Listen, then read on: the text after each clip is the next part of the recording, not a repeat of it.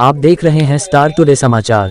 दरअसल आपको बता दें कि खबर जनपद कानपुर देहात से है, जहां खेत में मूंग की फसल की रखवाली करते समय चारपाई पर सो रहे किसान पर अवैध खनन माफियाओं द्वारा ट्रैक्टर चढ़ाकर की गई निर्मम हत्या।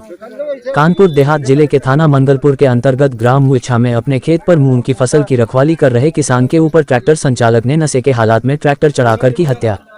मामला कानपुर देहात के थाना मंगलपुर की मौजा मुनेरा किन्नर सिंह स्थित ग्राम मुइछा का है, जहां रामवीर पुत्र गोमती प्रसाद उम्र लगभग 45 वर्ष अपने खेत में बोई मूंग की फसल की रखवाली करते हुए खेत में ही अपनी चारपाई पर सो गया। तभी रात्रि करीब 12 बजे खेत से लगभग 500 मीटर दूर अवैध मिट्टी खनन का कार्य जोरों शोरों से चल रहा था। उसी समय रोड पर पुलिस की गाड़ी को आते देखकर आनन फानन में ट्रैक्टर की लाइट बंद करके खनन माफिया भाग खड़े हुए, जिसमें भीषण नशे की हालात में ट्रैक्टर संचालक सुमित निवासी सबलपुर कानपुर देहात द्वारा अपने खेतों की रखवाली कर रहे किसान रामवीर के ऊपर ट्रैक्टर चढ़ाकर निर्मम हत्या कर दी।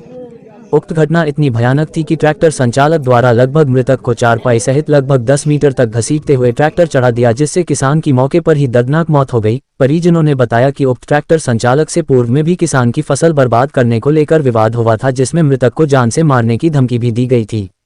अनुमान है कि उक्त किसान की हत्या रंजिशन हुई है। गांव के लोगों ने ट्रैक्टर पकड़ना चाहा, लेकिन खनन माफिया ट्रैक्टर लेकर भागने में कामयाब हो गया। परिजनों को सूचना मिलते ही मौके पर पहुंचे, लेकिन तब तक किसान की मौत हो चुकी थी। उक्त दर्दनाक घटना से मृतक के पूरे परिवार में कोहराम मच गया और धीरे धीरे पूरे गांव में कोहराम मच गया। मृतक के भाई रामकुमार ने थाना मंगलपुर कानपुर देहात में सूचना दी। सूचना पाकर पुलिस मौके पर पहुंची और पंचनामा भरकर पोस्टमार्टम कराकर मृतक के शरीर को परिजनों को सौंप दिया। तत्पश्चात परिजनों ने पूर्ण नियमानुसार दाह संस्कार किया। मृतक के बड़े पुत्र अवनीश कुमार उर्फ बड़े ने अपने मृतक पिता रामवीर को मुखाग्नि दी। दुख की बात यह है कि मृतक के घर में कमाने वाला सिर्फ मृतक रामवीर ही था, बाकी बच्चे पढ़ाई लिखाई करते हैं। ऐसे में पिता का साया बच्चों के सिर से हट जाने पर उनकी पढ़ाई लिखाई एवं परिवार का जीवन यापन कैसे होगा? बच्चों को अनाथ बनाने का जिम्मेदार कौन होगा? बच्चों की परवरिश से लेकर पढ़ाई लिखाई एवं 2 बेटियों की शादी में मदद कौन करेगा? उक्त संबंध में थानाध्यक्ष मंगलपुर से बात करने पर थानाध्यक्ष मंगलपुर ने हत्यारोपी ट्रैक्टर संचालक एवं अवैध मिट्टी खनन कर रहे खनन माफिया पर कठोर से कठोर कार्यवाही करने व परिजनों का पूर्ण सहयोग व न्याय प्रदान का आश्वासन दिया है। देखना यह है कि उत्तर प्रदेश के मुखिया योगी आदित्यनाथ जी ने प्रदेश के सभी माफियाओं को मिट्टी में मिलाकर उनकी संपत्ति को कब्जे में लेकर माफिया द्वारा पीड़ित परिवार को आर्थिक भरपाई करने का दावा किया है, तो क्या इस पीड़ित परिवार को न्याय मिलेगा या नहीं? प्रदेश में ऐसे माफिया किसके संरक्षण में अवैध मिट्टी खनन करते हैं, जो किसानों की फसल बर्बाद करते हैं और रोक-टोक करने पर कमजोर व लाचार लोगों के ऊपर ट्रैक्टर चढ़ाकर उनके परिवार को अनाथ बनाने का काम करते हैं। कैमरामैन शाहनवाज मंसूरी के साथ उप संपादक आमिर हुसैन की रिपोर्ट। क्या नाम है आपका? मेरा नाम हाँ, तो जिनके साथ घटना घटित हुई है, और तो उस संबंध में सरकार से आप क्या मांग करना चाह रही हैं? उनको न्याय मिलना चाहिए उनको, और क्या। 2 बच्चे हैं इनके, हैं 2 बिटियां हैं, 3 लड़के हैं। छोटे छोटे बच्चे हैं, तो क्या करेंगे? वही कमाने वाले थे, हैं। फिर शादी कर रहे, 2 बच्चे हैं, पैसे रुपए दे थोड़ा बहुत, और न्याय मिले। लड़कों की सर्विस लगवाए, लड़कों बच्चों की। अच्छा, अभी जो वो पकड़े नहीं गए हैं? अभी पकड़े नहीं गए अभी।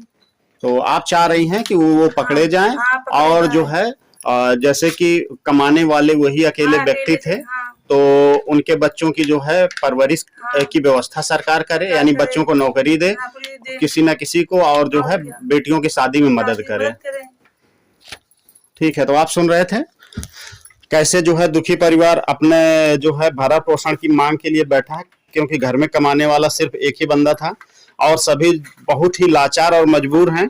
तो सरकार को चाहिए कि ऐसे परिवार के साथ खड़े। वैसे तो सूबे के मुखिया मुख्यमंत्री जी का कहना है कि कोई भी खनन माफिया या गुंडा उत्तर प्रदेश में निवास नहीं करेगा, मैं उसे मिट्टी में मिला दूंगा। लेकिन पता नहीं क्या बात है कि 24 घंटे बीत जाने के बाद अभी तक ये माफिया पकड़े नहीं गए हैं और पुलिस हाथ पर हाथ रखे बैठी है। पुलिस का कहना है कि हम खोजबीन कर रहे हैं और जल्द से जल्द पकड़कर अग्रिम कार्रवाई करेंगे और जो मदद हो सकेगी पीड़ित की मदद की जाएगी।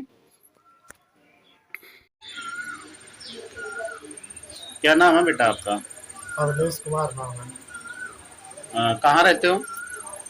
गाँव इच्छा में मदरा मुनेरा किन्नर से। अच्छा, क्या कर रहे थे अभी? अभी इस समय पढ़ाई कर रहे थे। अच्छा, क्या कंप्लीट हुआ है तुम्हारा? पढ़ाई में क्या चल रहा है?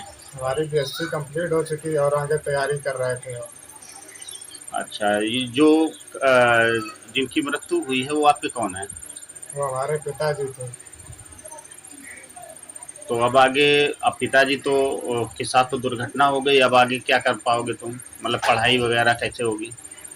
अब पिताजी नहीं रहे तो अब कैसे कर पाएंगे। अब इसके लिए हम चाहते हैं कि कुछ जिन्होंने पापा को मारा है उनको पकड़ा जाए और उसकी भरपाई की उसकी जाए। भरपाई की जाए, और जो हम लोगों की जो रह रहा छूट रहा है उसको पूरा किया जाए। तो योगी आदित्यनाथ जो सूबे के मुखिया हैं, जैसा कि पता चल रहा है कि वो अवैध जो खनन का कार्य करते हैं उन पर बहुत प्रभावी हैं, तो उनके लिए जो है आप क्या कहना चाहेंगे? मुख्यमंत्री जी से क्या मांगना चाह रहे हो? मुख्यमंत्री जी से कहना है कि जो अवैध रूप से खनन चल रहा है ये ऐसा ना किया जाए, और ये जो न्याय मिले, दुर्घटना में पिता की मृत्यु हुई है उसके हमें न्याय मिले, और उन्हें जो सजा हम मिले। जो हम लोगों के साथ जो हुआ और हमारे सब छोटे भाई हैं उनको सबके लिए पढ़ाई के लिए कुछ आगे किया जाए। ठीक है, क्या नाम है आपका? अपना परिचय दीजिए जरा। हमारा नाम राम कुमार शर्मा है। मैं ग्राम ऊंचा और मौजा मुड़ेरा किन्नर सिंह का मैं रहता हूँ, और थाना मंगलपुर। क्या घटना हुई है आपके साथ?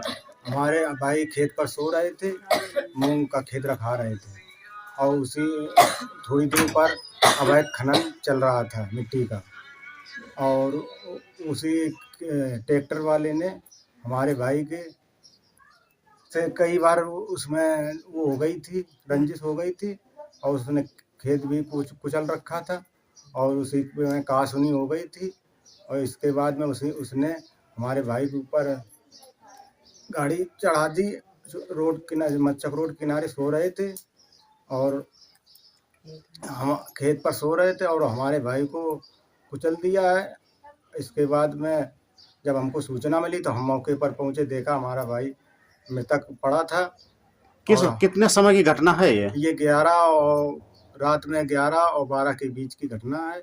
अच्छा, आपने पुलिस को सूचना दी थी? हाँ, पुलिस को हमने 112 नंबर डायल किया था, पुलिस आई थी। इसके बाद में फिर थाने के फोर्स आया था, और इसके बाद में 100 नंबर थाने का फोर्स आने के बाद में फिर हमने रात में करीबन 3 बजे हम थाने गए थे।